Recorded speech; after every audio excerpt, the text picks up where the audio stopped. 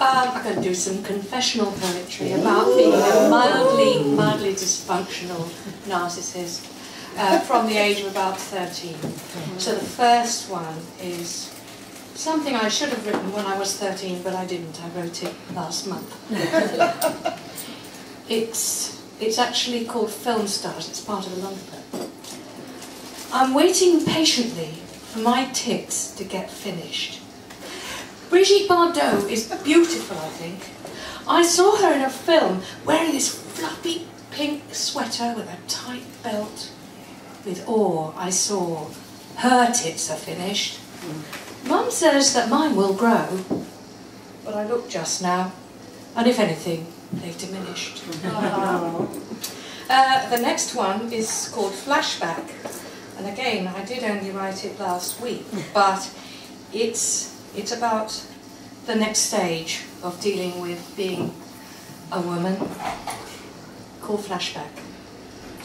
In 1970-something, the radio pours out words and chords like molasses and treacle into every public place. When you think you've had enough of me, he was Georgian, he said, tall as an ionic column, hard, smooth, exotic, like brown marble. He said, we are the master race. We are taller, live longer than other men. You must fuck with one of us before you die. I looked up into his liquid eyes as he squeezed my nipple in the canteen queue, and I knew I would. Later, as he murmured Georgian obscenities into my naked belly, the song yearned on, arrogant and sexy. I'm gonna love you. Love was not what this was about. But 40 years on, the same song drips out again, and I feel a stab of perfect, shameless lust. The next one...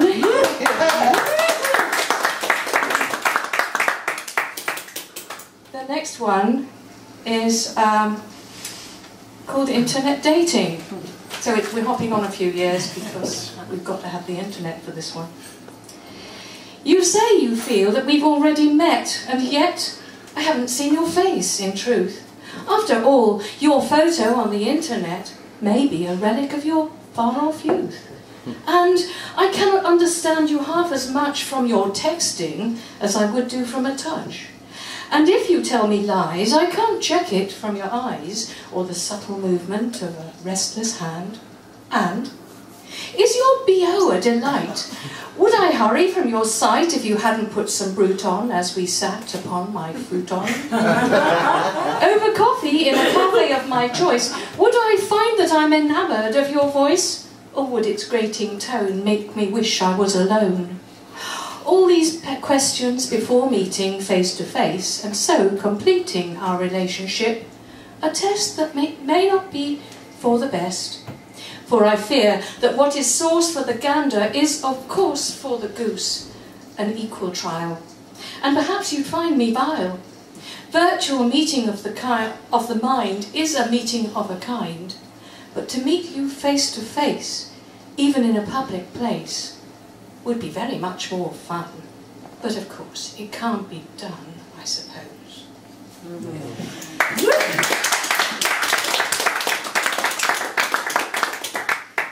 I have read these slightly out of order because in between those two incidents we have Lou. I was married for a long time. This is what that's about.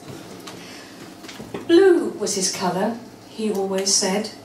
Went with his ice blue Michael Caine eyes. Midnight blue velvet suit in the 70s, their 20s. She stroking nightly its nap as they sat on her hard two-seater sofa, until he exposed the smooth contrast of the skin beneath. His wedding suit, a sky blue linen creation. Her parents late to the ceremony. She led tear-stained up to the flower-decked registry office table, hearing her mother breathe, "Oh, isn't he beautiful?" Cerulean and cobalt shirts in the 80s, pure cotton, hell to iron, but hell, she was in love. Russian blue golf shoes and an ultramarine Armani fleece in the 90s, as far as I can recall. He bought her a cloud blue Honda car to do the shopping in, just before she decided to head off into the blue. Then she struck out on a polychrome adventure, alone in the sunset of her remaining years. She drove towards the last of the light, to look for the gold at the end of her rainbow. When they met again, she saw that at some point his eyes had faded to grey, along with their hair, but blue was still his colour.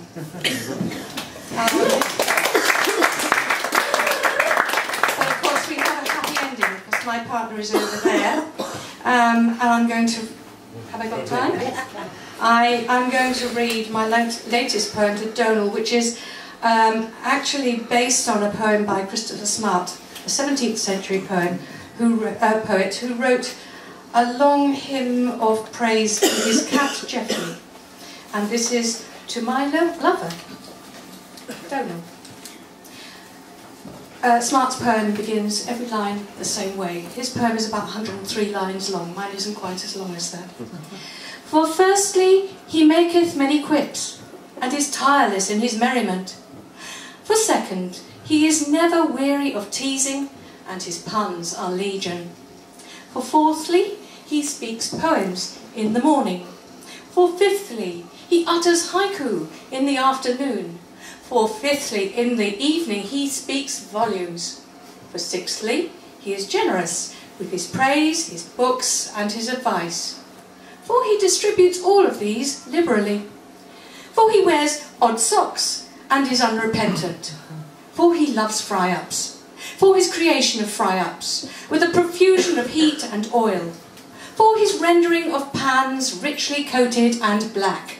For his gifts of cups of tea at any hour of day or night. For his voice, which is deep and sonorous when he is calm, and high and shrill if he is wronged. That's a lie!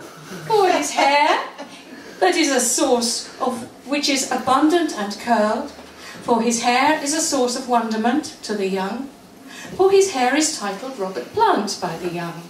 For he is not proud, except when others scorn him. For he is not scornful, except when others are proud. For he offers his chest as a pillow.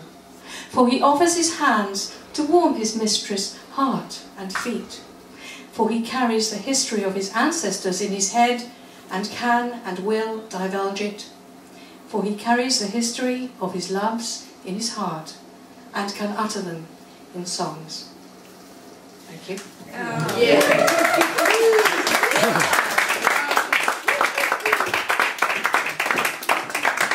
Oh, baby, you're just class. It's fantastic.